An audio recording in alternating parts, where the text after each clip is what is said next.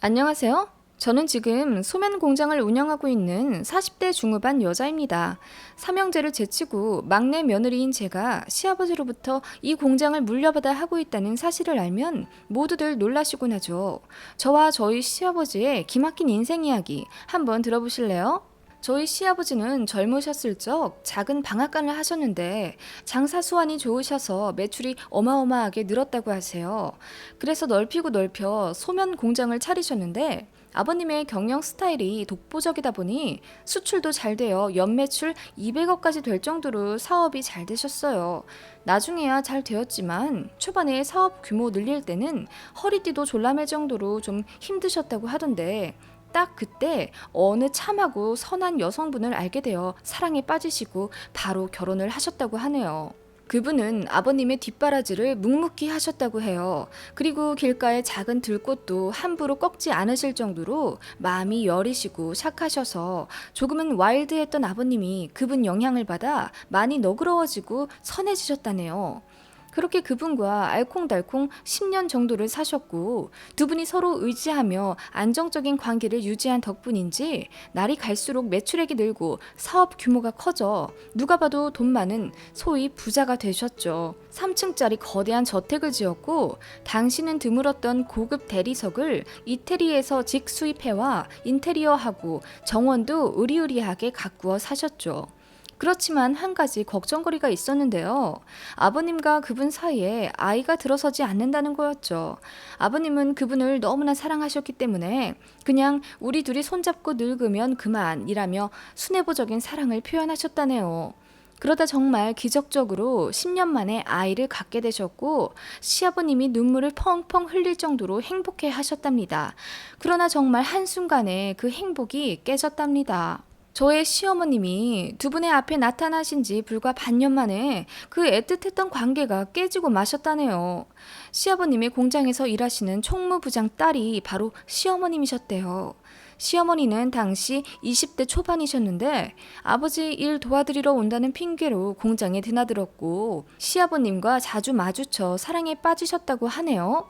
여기까지는 저희 시어머니 피셜.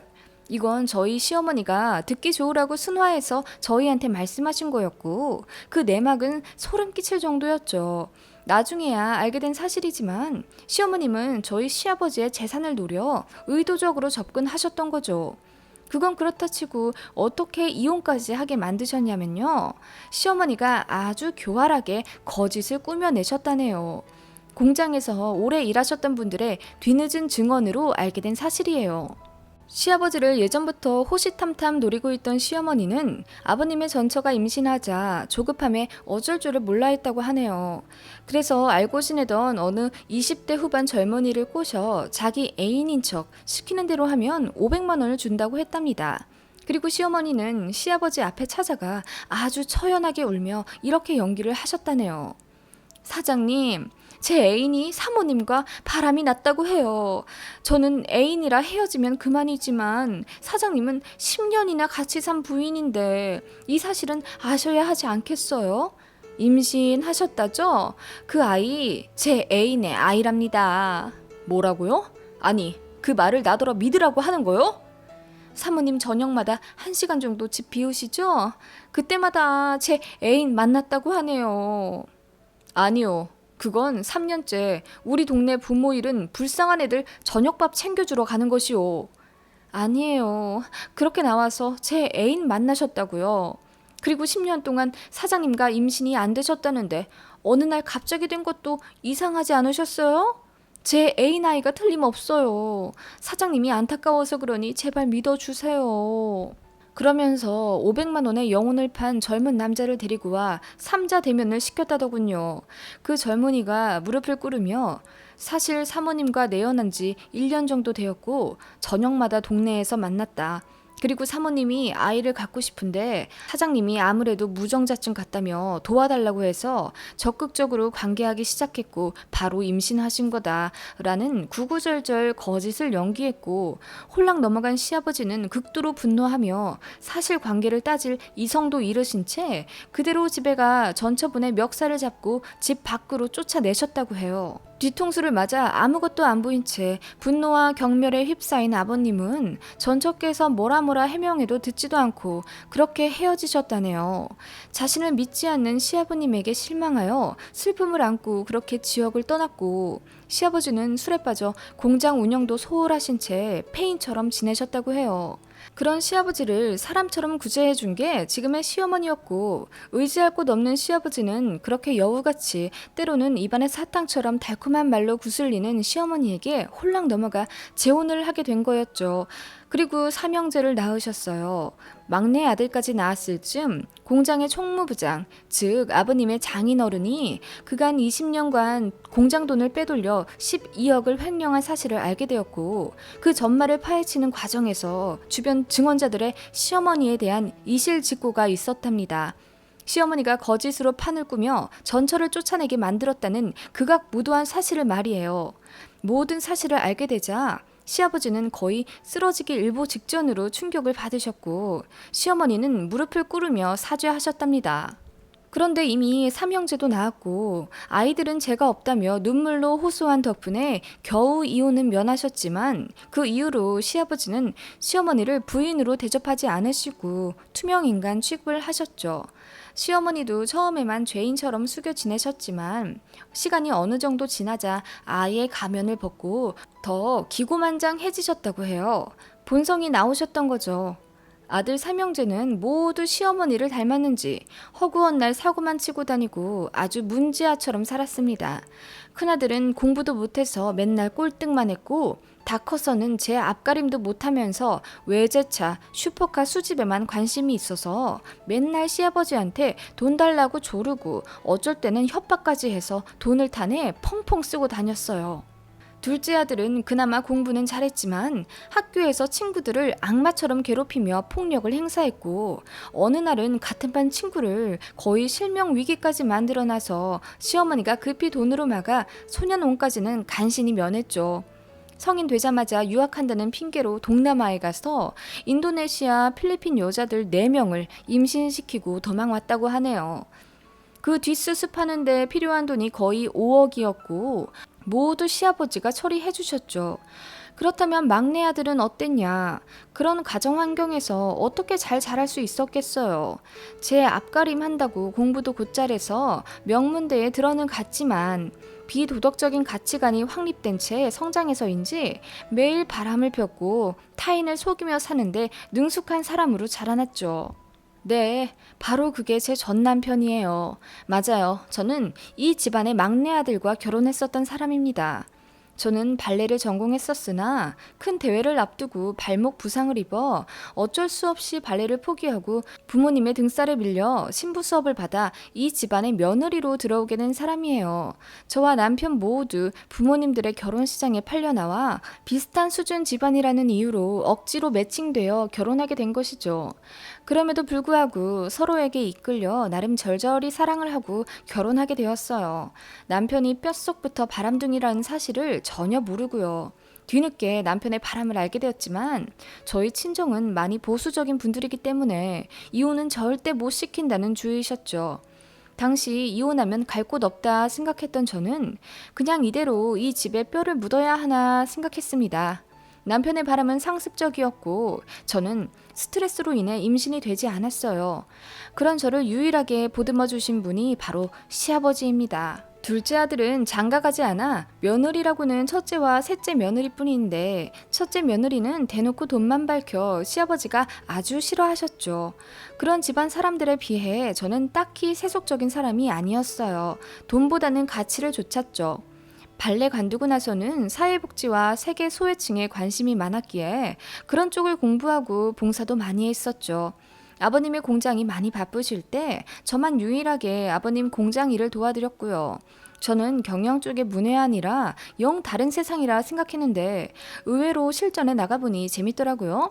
그래서 아이도 안 생기고 남편은 맨날 바람만 피워 마음이 허한데 공부라도 하자 싶어 경영대학원도 진학했어요. 그런 저의 모습을 시아버지는 늘 흐뭇하게 바라보셨죠.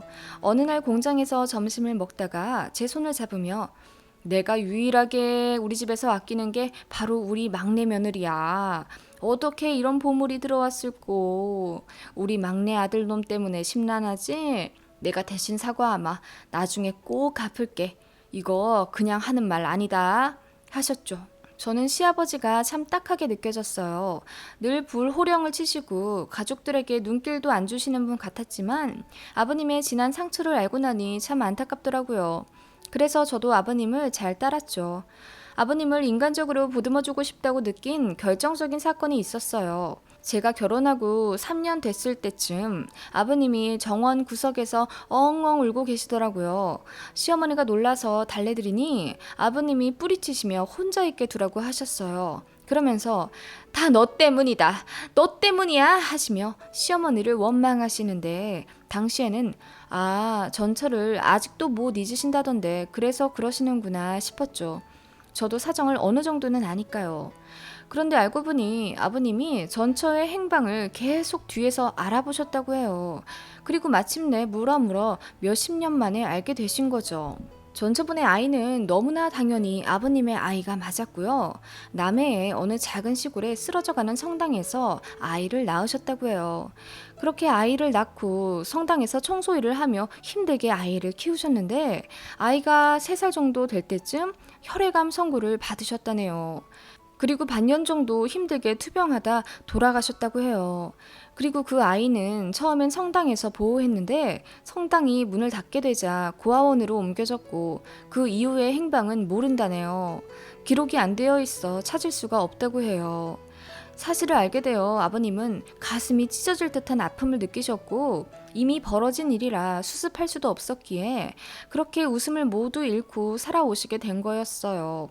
그리 슬퍼하시던 아버님은 2년 후 대장암 선고를 받으셨습니다. 매일 저녁을 술로 보내시더니 결국 몸이 탈이 나셨나 봐요. 삼형제는 처음에만 울고 걱정하더니 어느새 유산 때문에 다투기 시작하더라고요. 시아버지는 삼형제의 싸우는 소리를 안방에서 모두 들으셔야 했고요. 얼마나 가슴이 무너지셨을까요? 게다가 시어머니는 병간 후는 죽도록 하기 싫다고 하시며 아버님 입에 물도 한 번을 안 넣어드리고 아버님의 병세가 악화되어 호스피스로 전원하게 되었을 때는 발길도 끊으셨어요. 그런 어머님을 제가 겨우 설득해서 병문안 가자고 모시고 갔어요. 아버님은 주무시고 계셨고 어머님은 그런 아버님의 얼굴을 감정 없는 표정으로 바라보시더니 에휴 여러 사람 그만 고생시키고 가실 거면 빨리 가시지 하시더라고요. 제가 어머님 그래도 어떻게 말씀을 그렇게 하세요 하며 말렸지만 어머님은 다 귀찮다며 먼저 나가셨어요. 고개를 절레절레하며 아버님 일부를 정리해드리는데 갑자기 저의 손을 잡으시며 눈물 그렁그렁한 표정으로 저를 바라보시는 시아버님 때문에 깜짝 놀랐어요. 아버님 안 주무셨어요? 고맙다. 전에도 말했지만 너밖에 믿을 사람이 없어 하시고 다시 눈을 감으셨어요. 그리고 한 달 정도 후에 아버님은 조용히 돌아가셨습니다. 다들 예상했다는 듯 부고를 받고도 놀라워하지도 않고 자리에 모였어요. 장례식도 그냥 숙제 치르듯 하더라고요. 저만 엉엉 울었고 그런 저를 시댁 가족들은 모두 별꼴 본다는 식으로 바라봤었죠. 그리고 충격적인 일이 시작되었습니다. 아버님이 돌아가시기 전 의식이 있으실 때 변호사를 부르셔서 유언을 작성하셨더라고요. 그 유언장을 발표하기 위해 가족들이 모두 모였는데 다들 조금씩 서로를 경계하지만 조금은 기대에 부푼 모습이었죠. 제 남편조차 생전 아버님 호스피스에 오지도 않더니 내가 가족 중에 제일 멀쩡하니까 나한테 유산 몰빵하셨겠지? 하더라고요. 저는 그런 시댁 식구들에게 그나마 있던 정이 다 떨어졌었고요. 하지만 변호사의 입에서 나온 말들은 너무나 놀라웠습니다. 아버님의 재산, 즉 공장과 부동산, 현금을 포함한 자산은 모두 약 107억 정도였어요. 많다면 많고 적다면 적지만 아버님이 일생 동안 피땀 눈물로 일군 소중한 의미이기에 듣자마자 저는 눈물이 핑 돌더라고요. 그런데 그 금액 중 10억은 미혼모 센터에 10억은 고아원에 기부하겠다고 유언을 작성하셨다네요. 첫째 며느리가 듣더니 아니 돌아가시는데 뭔 기부야 기부는 20억이면 서울에 아파트는 하나 사겠다 이러는데 눈살이 찌푸려졌죠. 그리고 이어진 유언장 내용에 모두들 입을 다물 수 없었습니다. 나머지 87억은 모두 막내 며느리인 나희은 씨께서 상속받게 되었습니다. 저를 포함한 모두들 잘못 들었다는 듯이 귀를 의심했어요. 네? 제가 재산을 상속받는다고요? 네, 그런데 조건이 있습니다. 막내 아드님이신 차석현 씨와 이혼을 해야 상속이 유효하다네요. 이혼을 하시는 조건을 거셨습니다. 뭐? 나랑 이혼을 해야 한다고? 그래야 이 사람이 다 받아? 네. 돌아가신 차석주 대표님께서는 가업을 물려받을 적임자가 막내 며느리인 나희은 씨가 유일하다고 판단하셨고 재산 증식 및 유지 자격에도 적합하다고 판단하셨습니다. 그 자리는 아수라장이 되었고 시어머니는 제 팔을 잡은 채 말도 안 된다며 유산 포기하라고 소리를 지르셨습니다. 저는 굳이 포기해야 할 이유도 없고 그 돈이 시댁 사람들에게 들어간다면 의미 없이 공중에 흩어질 게 뻔할 것 같더라고요. 그리고 시아버지가 왜 저에게 유산을 모두 상속하셨는지 이유도 알 것 같았죠. 아버님은 돌아가신 전처분 때문에 미혼모와 고아들에게 죄책감을 갖게 되신 겁니다. 저는 시댁 가족들 중에서 유일하게 측은지심을 갖고 있어 그런 소외된 계층에 관심이 많았던 사람이고요. 아버님은 저를 통해 조금이나마 죄책을 덜으려 하신 거겠죠. 배우자와 자식들은 당신에게 관심도 없고 제 주머니에 있는 돈에만 관심이 있으니 가정을 잘못 꾸렸다는 한탄도 하셨을 테고요. 저는 며칠의 고민 끝에 남편에게 이혼 소송을 했고 그동안 바람 피웠던 증거 자료들 모두 제출하여 승소했어요. 그리고 아버님의 바람대로 제가 공장을 물려받아 가업을 이어가고 있습니다. 시어머니랑 삼형제 그리고 첫째 며느리인 형님이 가만히 있지 않으셨죠. 협박도 하고 울고 매달리고 한 1년은 매일 집이랑 공장에 찾아와 난리를 쳤지만 법적으로 어쩔 수 없다는 걸 알기에 모두 포기하셨고 제가 다른 건 몰라도 집은 안 받는다고 하였기에 모두 그 집 팔아 이익 배분하는데 혈안입니다. 땅값도 많이 오르고 집도 아주 으리으리하기에 팔면 한 35억은 되지 않을까 싶어요. 아무튼 저는 이런 소설 같은 일들을 겪고 더 단단해졌어요. 여자 혼자 공장 운영한다고 만만히 보는 사람들도 많았지만 언제나 아버님을 생각하며 똑부러지게 처신하고 있습니다. 재혼은 안 할 거고요. 매년 공장 순수익의 10%씩 미혼모와 고아원에 기부하고 있어요. 공장도 여전히 잘 되고 있고요. 나중에 저도 하늘나라에 가면 저희 시아버지한테 칭찬받겠죠? 오늘 공장 일이 고되어서인지 유난히 아버님이 많이 그리운 날이라 주절주절 글을 적어봤어요. 긴 글 읽어주신 분들 감사합니다.